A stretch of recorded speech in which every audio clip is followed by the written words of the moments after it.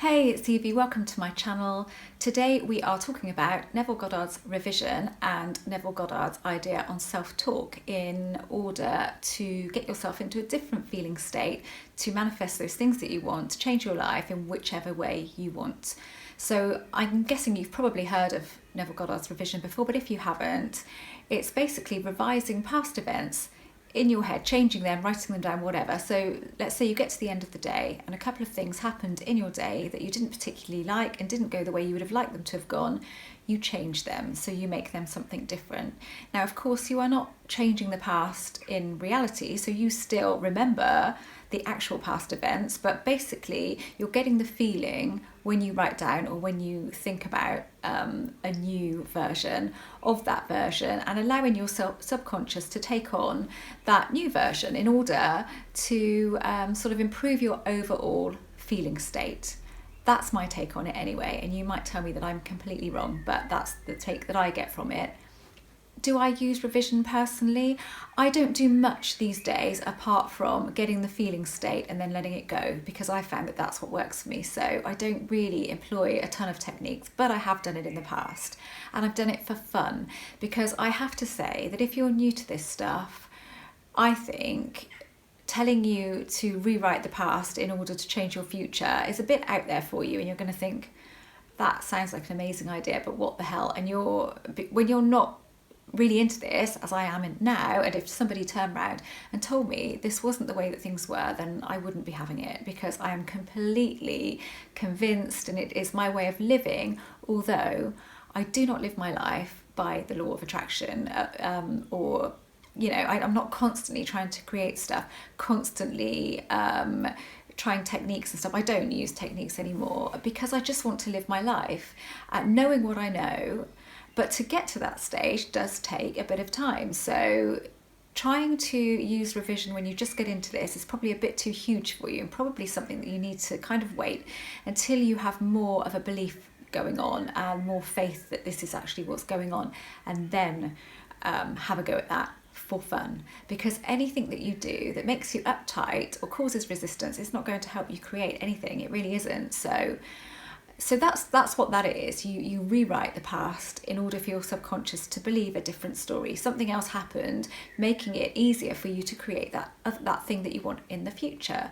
So for example, if you had a really bad breakup with your ex, you might want to rewrite that story, change it completely. So you might say that it ended and then give it a different reason, that it was a mutual thing and you're both just giving it a break, but now you're ready to give it another go, or something like that. Make it a softer ending than it actually was. Or change it completely, say that this is a new person, that you sort of wipe out the fact that you ever had a relationship with them and they are a new person that you want to manifest into your life. Again, that's all revising what actually happened. But I just do want to make it clear that if you're new to this, that may not be that easy for you to do. Wouldn't have been for me back in the day. I love the idea of it, but So that goes along with self-talk as well. Self-talk and mental diet, that's what I should have said, mental diet, not self-talk. So your mental diet, should you every day, day in, day out, so let's say whatever your thing is that you want to bring into your life, but let's say that it's a specific person, should you have a mental diet? So you wake up in the morning and you think to yourself as if you are with that person. So everything that you think and the conversations that you have with yourself in your head are different than actual reality, because you're trying to bring that person into your life. Should you do that? Well, that is entirely up to you.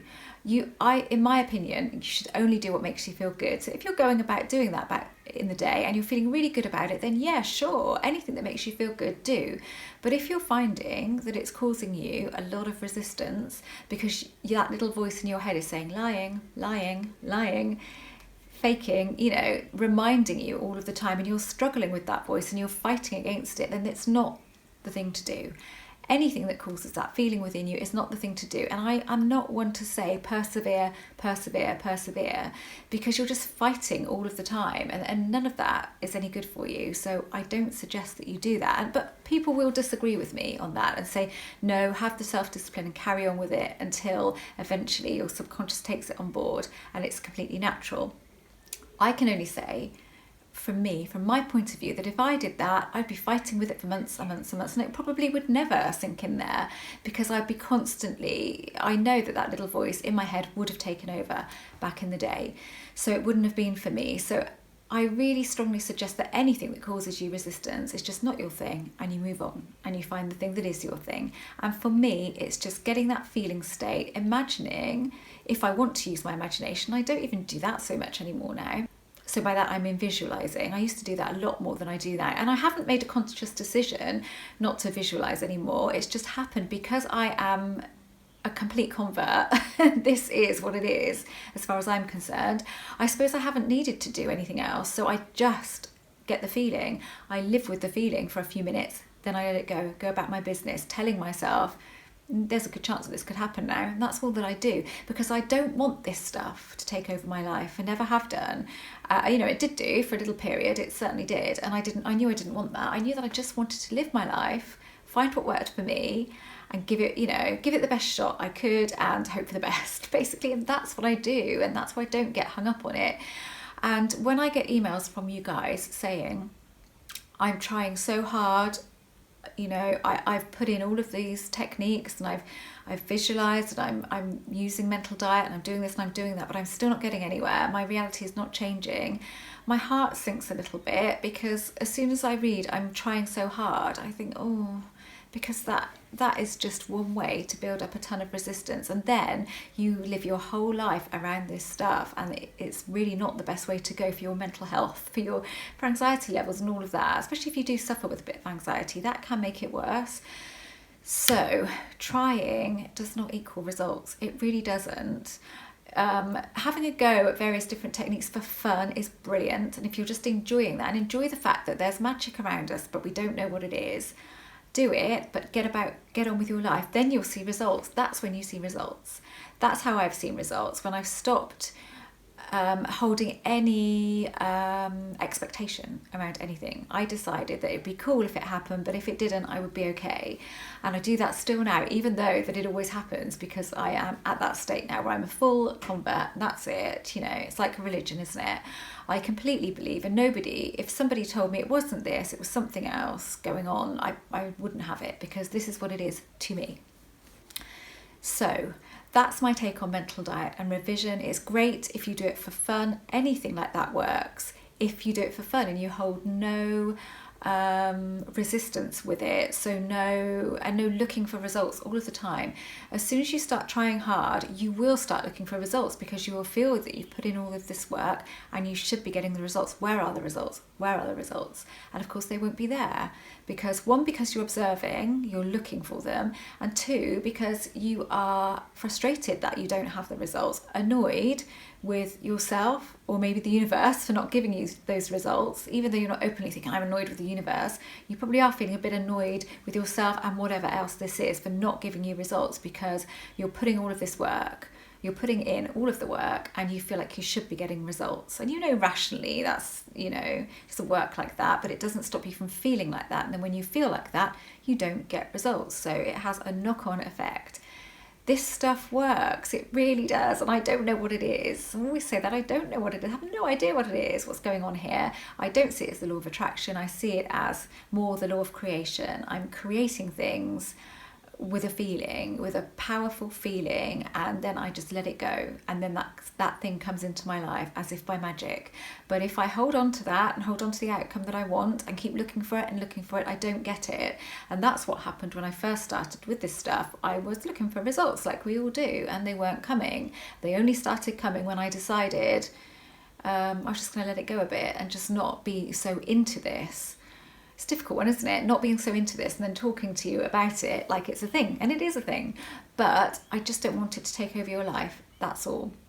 And if I can help get you into a state where you just enjoy it and hope for the best, that's how you get results. It really is. You don't have to have full faith or anything like that. You just have to believe in the possibility, get the feeling, detach from the feeling, let it go, get on with your life. And the revision stuff, again, I love the idea of it, really, really do love the idea of that. And if you're on board with it and you can do it for fun, then great. And it really can work, like anything else, really can work if you don't take it too seriously. Just have fun with it. So that's my take on revision. And, you know, I suppose I haven't told you that much because it's not something that I do often. So, you know, I'm not sort of teaching it to you as a technique. I'm just saying why it, you know, it would be great if it does work for you, but if it doesn't, don't worry about it. You do not have to employ every technique in the book with this stuff in order to make it work. You don't have to do that much. Just find your thing, do that, and just drop the stuff that doesn't work for you. And it doesn't mean you've got less of a chance of manifesting. It means you have more of a chance of manifesting, because you are then knowing yourself and knowing what works for you and what doesn't work for you and running with that, but also getting on with your life in the, you know, the best way that you can. And I know that's a bit tough at the moment, and if you're at home a lot and you've got a lot of time to think and you might be trying a lot of different stuff, but again, that's fine if you do it for fun.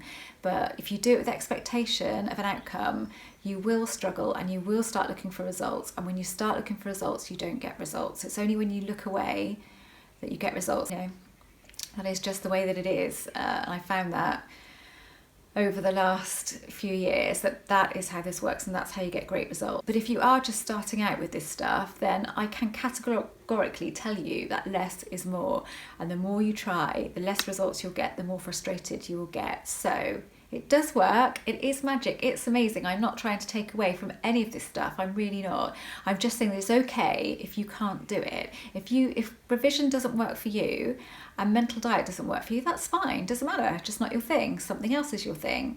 But if it is your thing, then great. It's whatever works for you. So that's all I have to say on this subject. Anyway, if you're a member via my Evie Sparks website, you're a coaching member, that's amazing. Thank you so much for doing that and being one and talking to me. If you're one of those people that talks to me a lot, that's great. I love that. And if you want to know a bit more about my coaching, then just pop along to my website and look at my coaching page, and it's all there for you. I have a new book, Degrees of Attachment, coming out soon. I'm hoping it's going to be out by the end of next week, but who knows? May not be if things don't go according to plan, and they don't always, do they? But I don't worry about that. I don't get stressed about that. And my book, Get Back With Your Ex, is out now and sells really well still, which is brilliant. And I've had lots of great feedback and from you guys saying that it's been really useful to you. But this is a video about anything that you want, not particularly just your specific person, just anything that you have been waiting for a while for it to come into your life, and you feel like you've been trying all of this stuff and it hasn't worked. I say cut back. Just cut back on your stuff. Cut back on the stuff that you do. Like me, I just use the feeling state and that's it. Don't use anything else. Have tried other stuff, but only use that now because that's what works for me. I found my thing, but I live my life in the best way that I can, knowing that magic exists, but also not obsessing about it. So if you can get to that point, happy days. It will really start to work for you. It really will.